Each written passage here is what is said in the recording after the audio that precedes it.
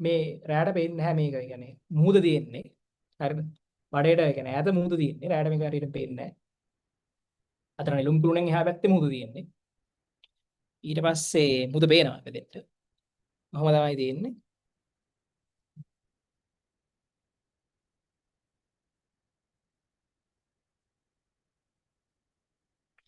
ඊට පස්සේ ඉතින් මේ මං ඊටු ටික කියන්නම් කියන නේද? දැන්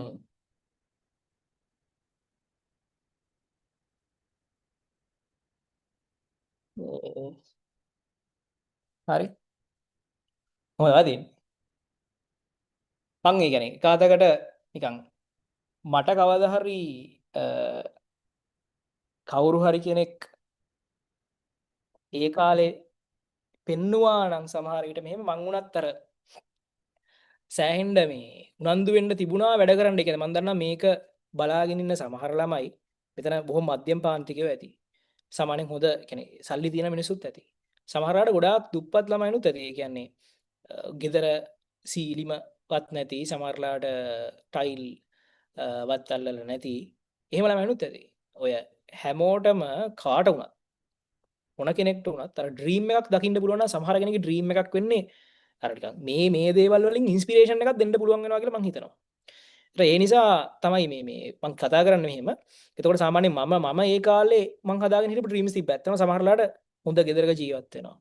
ඊට පස්සේ හොඳ වාහනයක් පදිනවා. ඒ වගේ ඩ්‍රීම්ස් තියෙනවා. මොකද අපි ඔය ඩ්‍රීම්ස් තමයි අපි ජීවත් කරන්නේ. අර හීන තමයි අපි ජීවත් කරන්නේ. ඒ නිසා හොඳ හීනයක් තියාගන්න. තමන් කරන දේවල් සම්බන්ධව තමන් කරන්න දේවල් වලට හොඳ හීනයක් තියාගන්න අනිවාර්යයි. ඒතර හොඳ හීනයක් තිබ්බොත් ඒක සිද්ධ වෙනවා. හොඳ හීනයක් තිබ්බොත් ඒක අනිවාර්යයෙන්ම මේ ඇචීව් කරගන්න ලේසි. හොඳ ටාගට් එකක් තිබ්බොත් ඒක පස්සෙන් යන්න ඒ කියන්නේ භෞතික දේවල් ටාගට් කරලා වැඩ කරන්න එපා. ඒ කියන්නේ ඔයා කවදාරි හොඳ ගෙයක් ගන්නවා, හොඳ වාහනයක් ගන්නවා කියලා වැඩ කරන්න එපා. ඔයාගේ ඩ්‍රීම් එක පස්සෙන් යන්න අනිත් දේවල් ඔයාට අනිවාර්යෙන් හම්බෙයි. ඒක ගොඩක් වැදගත්. හරි. ඒ නිසා මම හිතනවා ඉන්ස්පිරේෂන් එකක් දෙන්න පුළුවන් කියලා මේ වගේ දේවල් වලින්. ඉතින් මේ ඕක තමයි தත්ත්වය. හරිද? එතකොට එහෙනම් අද දවසේ වැඩේ මම හිතනවා අද සෙෂන් එකකින් ඔයාලට වාසියක් ගන්න පුළුවන් වුණා කියලා. ඒ කියන්නේ අහගෙන හිටපු දේවල් වැදගත් වුණා කියලා මම හිතනවා.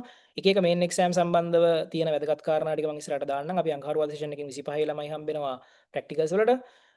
ඊට පස්සේ අංගහරුවාද උදේ නුවරපන්තියක් තියෙනවා. අනිත් සෙෂන්ස් ටික කොහොමද වෙන්නේ කියලා සහ වැදගත් කාරණා ටික මම මේ කියන්නම්. මැසේජ් එකකින් මට අද කියන්න ඕනුනේ පුළුවන් තරම් මේ ඔයාලට පේපර්ස් කරගන්න විදිය සම්බන්ධව වැදගත් දේවල්.